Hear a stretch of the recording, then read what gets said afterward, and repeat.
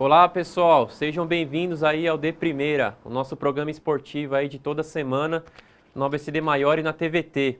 O nosso primeiro assunto é a ginástica artística, um assunto que a gente não costuma começar o programa dessa maneira, mas envolve um campeão olímpico, um ginasta de São Caetano, que você já deve imaginar quem que é, o Arthur Zanetti, que ainda não recebeu 3 meses de salários atrasados do ano passado por parte da Prefeitura de São Caetano. E também tem mais, o poder público ameaça cortar a verba da ginástica artística lá na cidade. O que isso pode provocar? A saída do campeão olímpico de São Caetano e é uma notícia que vai mexer com todo o Brasil, não é só São Caetano, não é só ABC, não é só São Paulo. O Guilherme está aqui novamente comigo, tudo bem, Gui? Tudo bem, tudo jóia. Como foi o fim de semana? Tranquilo. Acompanhou o futebol aí ou ficou só na praia? Tranquilo, mas foi me divertir um pouquinho, né? Mas assim, além do futebol não ter ido bem, essa notícia pegou de surpresa, né? Muito triste a gente chegar a esse ponto, o campeão olímpico, campeão mundial, né? Nem citou isso. O cara não é só campeão olímpico, foi sem querer que ganhou uma medalha nas Olimpíadas. O cara é campeão mundial de tudo, é o melhor ginasta, né, nas argolas do mundo. Cara, o cara é disparado. Como é que a gente vai perder um cara desse na nossa região, São Caetano, São Paulo, Brasil? Tem que perder para uma outra cidade, por exemplo, por causa de... Ah, pelo amor de Deus, né? Você vai falar dos valores daqui a pouco? Ridículo. Ridículo uma situação dessa chegar a esse ponto, mais uma vez, São Caetano, que, ó, faz tempo que tá perdendo esporte, hein? Cada vez perdendo mais esporte. São Bernardo vem crescendo, por exemplo, vem investindo cada vez mais. São Caetano, que era a grande força, talvez, do Brasil aí no esporte, né? De investimento, de estrutura, ganhando jogos abertos um atrás do outro, por exemplo. Dá nessa situação hoje, perdeu o Zanetti. Ah, pelo amor de Deus, fala você, cara. Inclusive na manhã dessa segunda-feira, eu conversei com o secretário de esportes de São Caetano, o Éder Xavier. E tá na cara, Gui, que ou continua o secretário ou o Zanetti. Eu não consigo enxergar os dois seguindo nesse projeto, nessa parceria. Ele fez duras críticas ao técnico do Zanetti, o Marcos Gotto, falou que ele recebe como atleta, até falou o valor, R$18 mil por mês, certo? E em relação ao ginásio, que nem você falou, nós apuramos. Ele está para receber, ele deveria ter recebido R$20 mil, mais de R$20 mil da temporada passada ainda. É uma situação muito complicada. Eu percebo que há uma disputa entre o próprio Gotto e o secretário. Você imagina, o cara o Zanetti, campeão olímpico, mundial, tudo que ele faz, precisando receber R$20 mil. R$20 mil. Pô, o cara não tem 20... não é possível, né? Chegar nesse ponto. E o Éder negou. Ele negou isso, ele falou o seguinte, que a prefeitura acaba repassando a verba do esporte para o clube, para o CERC Santa Maria. Aí é o CERC que é obrigado a fazer esses pagamentos, né?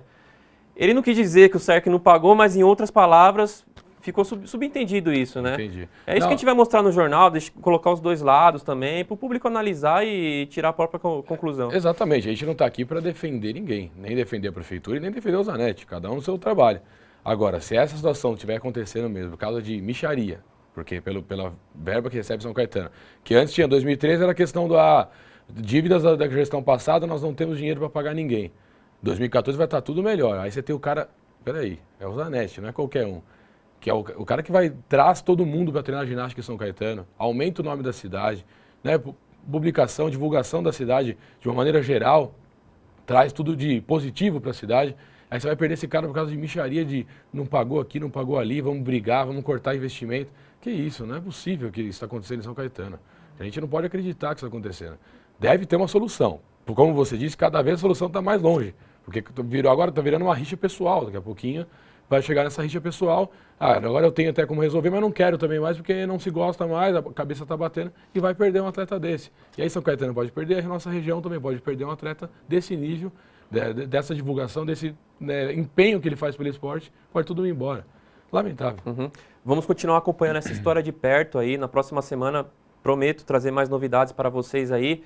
E agora vamos para o futebol, Guilherme. O Santo André foi surpreendido no fim de semana. Perdeu por 5-1 da Ferroviária no estádio Bruno José Daniel. Foi a primeira derrota do Ramalhão. Foi o primeiro jogo que a equipe levou gols na Série A2 do Campeonato Paulista. Foi uma grande surpresa.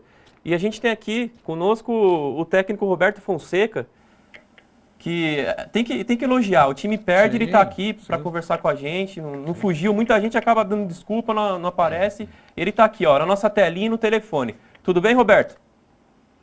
Bom, primeiramente, né, um grande abraço a todos vocês, né, a todo o pessoal da mesa aí. A gente sabe que vocês estavam contando com a gente no programa. Nós temos as nossas reuniões aqui hoje, que já estava também agendado, mas um prazer enorme estar participando. E como você disse, tanto nas derrotas como nas vitórias.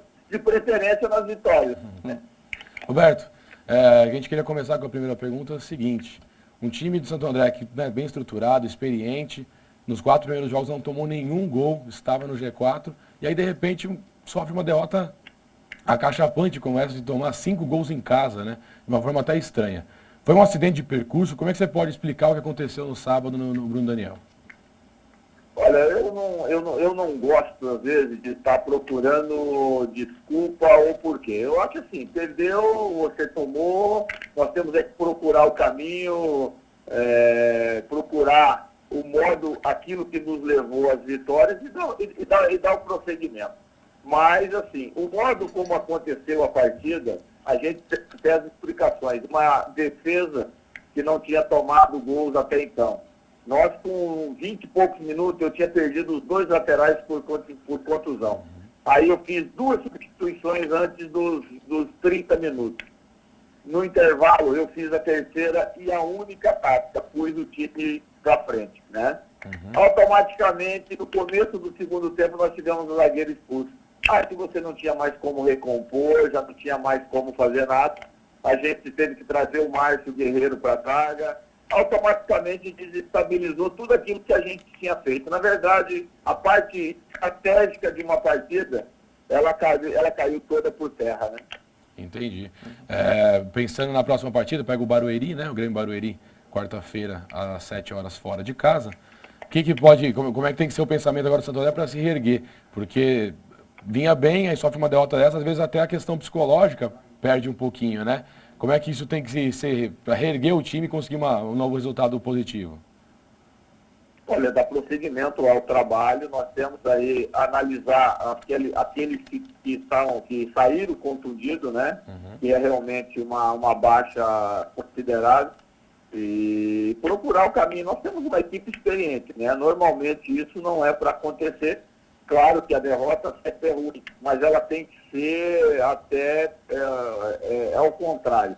Nós temos que usar como incentivo uma equipe que fez 5 partidas, não havia tomado gol. De repente perdendo uma partida dentro de casa. É procurar saber que vai ser uma partida difícil e nos doar ao máximo possível para que a gente possa buscar novamente resultados positivos. Fonseca, aqui é o Antônio de novo. Que eu quero perguntar para você o seguinte, o Ramalhão fez um jogo muito duro no meio de semana contra o Belo Clube. Teve que segurar o resultado com um jogador a menos. E a gente tem falado também, eu já comentei com você isso na estreia do time no campeonato, em relação à sequência de jogos, que é muito dura. É pelo menos 2 jogos por semana. Você acha que isso atrapalhou um pouquinho também nessa partida? E mais, você pensa em fazer rodízio de atletas mais para frente, no decorrer do campeonato? Nós vamos ter que pensar sim, nós temos que pensar. Nós sentimos que teve atletas que acabaram sentindo, principalmente naquelas posições que o desgaste é maior, né? Se você analisar, os laterais, por exemplo, que tiveram um jogo muito duro contra o Velo, eles foram os 2 que acabaram sentindo no começo da partida. Então, de repente, a gente tem que tomar algumas decisões antes delas acontecerem. Nós perdemos esses 2 atletas no comecinho da partida e a gente coloca assim, que foi realmente um fator preponderante para que acontecesse essa derrota, né? A troca desses 2 jogadores, você acaba improvisando, porque geralmente você leva um lateral apenas para o banco, né? Aí você tem que improvisar. E como você acabou de falar, são vários itens que a gente sabe que levou isso. Por exemplo, é a segunda partida que nós terminamos e fizemos um segundo tempo. O segundo tempo inteiro lá e o segundo tempo quase inteiro aqui, nós fizemos com um jogador a menos. Então é óbvio que a sequência, para quem joga já normal, 11 contra 11 é difícil, você imagina com 2 jogos seguidos com um jogador a menos. Então a gente sabe que isso daí também teve toda a sua cota. Vai lá, Guilherme. Bom, pensando agora, né, no prosseguimento do trabalho, você acha que precisa... O que está faltando para o Santo André até fazer mais gols? Aí saindo da questão da defesa, né?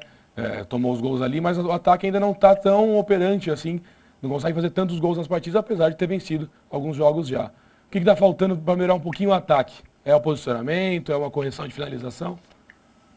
Não, é ter um acerto maior. Nós estamos construindo, né? Contra o Red Bull, você deve ter ouvido todo mundo falar que nós perdemos gols, que o goleiro fez 2 milagres. E contra a equipe também do Belo, metemos bola na trave, o adversário goleiro trabalhou bem também. Então nós estamos criando, sabendo que nós estamos num caminho certo, né? Se você em 100% de jogos que nós fizemos aí, 5 jogos, 4, muito bem, um excelente aproveitamento. Não é um que de repente vai fazer com que a gente, tá tudo errado. Não, de maneira alguma. Nós temos um caminho, nada estava ganho enquanto nós estávamos invictos, sem perder, e nem tudo está errado quando você perde também. Então você tem que ter o tempero certo, você tem que ter a dose certa de tudo aquilo que nós temos que fazer, usar a experiência desse grupo que tem jogadores experientes, para nós retomarmos o nosso caminho dentro da competição.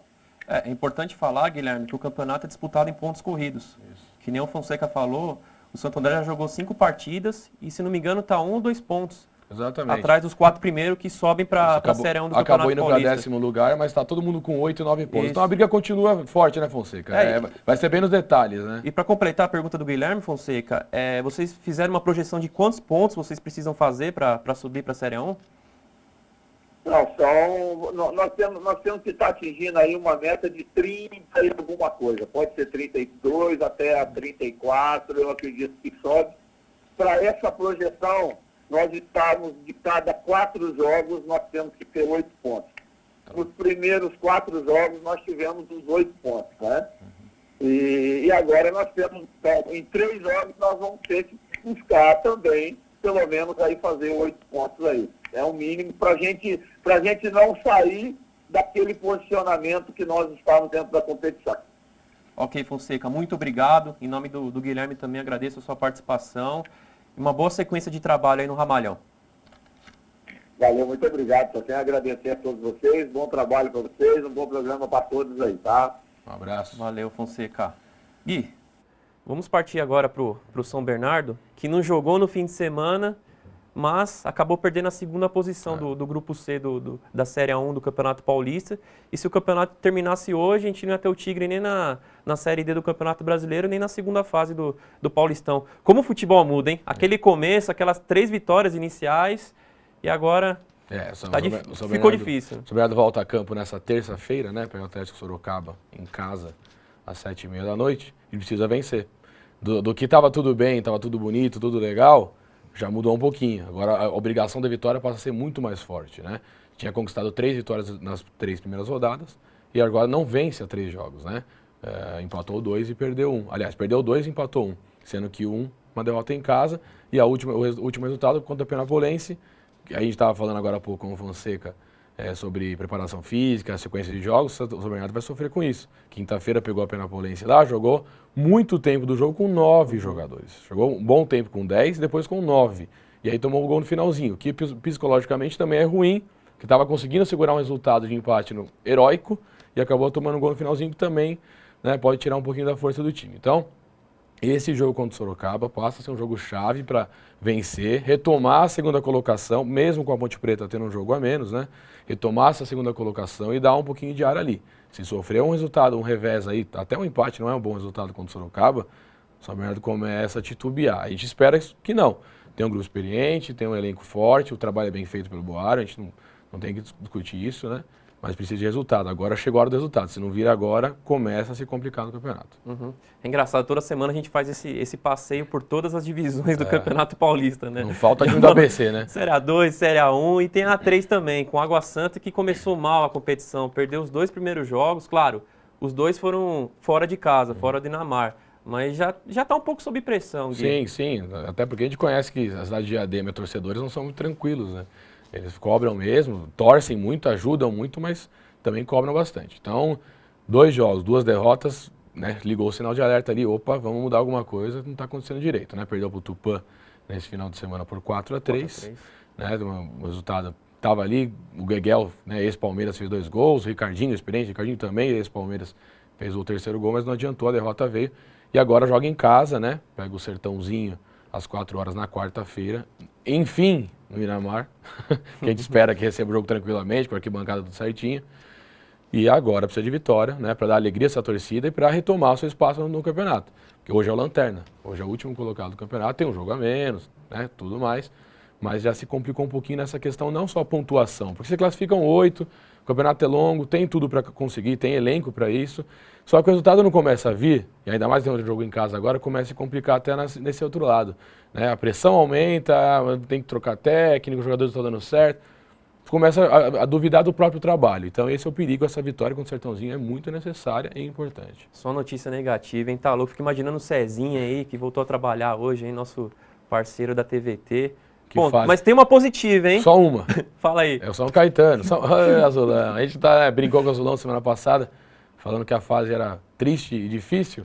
Conseguiu uma grande vitória. Se você for ver, não só pelo placar, venceu o Velo Clube, né, em casa por 4-0. Não só pela goleada, mas venceu o Velo Clube, que é um time que era um dos melhores do campeonato, líder até pouco tempo. Time forte, né, um time com estrutura, que empatou com o Santo André na última rodada, inclusive na penúltima rodada.